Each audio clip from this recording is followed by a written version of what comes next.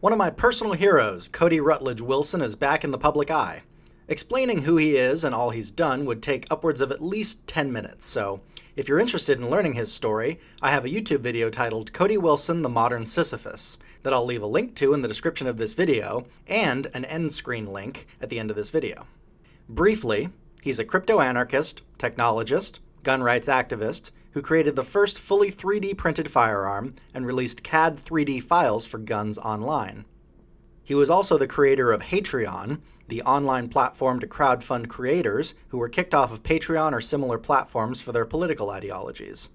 He founded the company Defense Distributed, which sells CNC mills which can turn unfinished 80% lowers on guns into functional firearms which don't require serial numbers. Wilson has fought federal and state governments in court consistently for years who have attempted to stop him from allowing people to access 3D gun files online.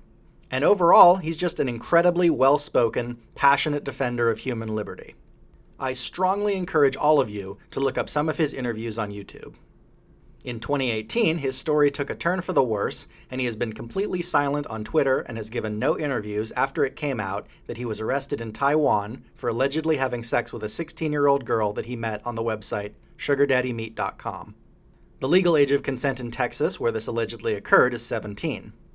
Wilson then stepped down from managing Defense Distributed after his arrest. But in September 2019, the judge in Wilson's case accepted a plea deal which reduced the charge to injury to a child. Under the plea deal, first published by Ars Technica, Wilson was sentenced to no prison time, but must register as a sex offender, attend sex offender therapy, pay a $1,200 fine, and refrain from contacting the victim, among other conditions. Wilson told the publication Free Beacon, quote, "If it had been so severe, I would have been prosecuted," unquote. Wilson and his legal defense have said that he did not know the girl's age when he paid her for sex. "Obviously, I regret it happening," Wilson said. "It was a massive distraction, but in order to feel guilty, you have to have a criminal mind. You have to know you were committing a crime." And now finally, Cody Wilson is back as head of Defense Distributed. Wilson has insisted that despite laws that prohibit felons and others from owning firearms and previous reports to the contrary, he would still be able to possess firearms. "I'm definitely not a prohibited person," he said. "I haven't taken a conviction, there's no felony record, Travis County doesn't treat me as having lost my voting or firearms rights. Even if I wasn't allowed to own firearms, I could still run this company," he added. This company deals with software and components that aren't firearms. He said that the company's new machine, the Ghost Gunner 3, which Defense Distributed came out with a marketing video for on October 23, 2019, comes at a key moment since former Democratic presidential candidate Beto O'Rourke has promised to send police to confiscate firearms. "Beto is all about how we're going to take away your AR and AK," Wilson said. Well, this is a machine that does both. His Twitter is still inactive, which is a bummer because any public statement or interviews this guy gives are incredibly thought-provoking and inspiring. Unlike any other pro-First or Second Amendment nonprofits you could support, Cody's isn't just playing defense. He is positively contributing to the freedom of individuals rather than just occasionally securing the existing rights that are otherwise ever receding, thanks to people and organizations who trade security for liberty. I'm looking at you, NRA. How many more mass shootings do you imagine there will need to be before another assault weapons ban or something equally unconstitutional is passed? This guy Cody Wilson is moving the ball down the field. He's doing everything he can to expand our rights and promote the flourishing of new small business entrants into the firearms industry.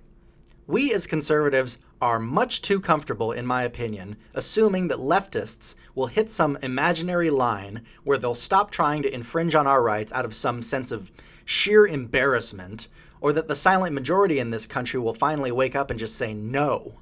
You cannot rely on these things. What we need to do for all the rights we really care about, all the ones that are absolutely non-negotiable, is set up a buffer zone. The left does this with abortion if you look carefully. They are adamant. They'll do just about anything to ensure that the Supreme Court not have too many anti-abortion conservatives on it so that Roe v. Wade isn't overturned.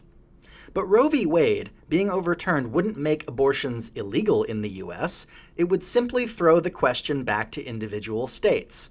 So all that would mean is that women who want abortions living in red states would have to pay some additional money to the cost of the actual abortion procedure for transportation across state lines into the nearest blue state. In the grand scheme of things, this is not some apocalyptic Handmaid's Tale future dystopia to get so worked up over. But leftists have figured out that you want a buffer zone of hysterical protection around the core of what you truly care about. If abortion is the center of their bullseye, liberals are ready to fight tooth and nail for 3 or 4 rings out of the bullseye for stupid shit. We need to have the same strategy for the First and Second Amendment. We need to be vocal and unapologetic about it. Cody Wilson is the only big name I see doing this in 2019. Stop resigning yourself to a dull, unimaginative world that's constantly getting worse. Take a stand. Join the fight. Tell the left to come and take it. Who knows what evil lurks in the hearts of men? The shadow knows. Hi guys, Media Shadow here. I'm trying to grow the channel and hopefully regularly get more than 1 video out a week. If you like what I'm trying to do, it would be really beneficial for me to have you subscribe to my channel. I'm not getting paid to spend the many hours it takes to research and put these videos together, and I work a full-time job during the week just doing YouTube because I truly believe that spreading awareness of leftist craziness and media bias is important. And if you're already subscribed, please like, comment, or share a video if you're so inclined. Thanks!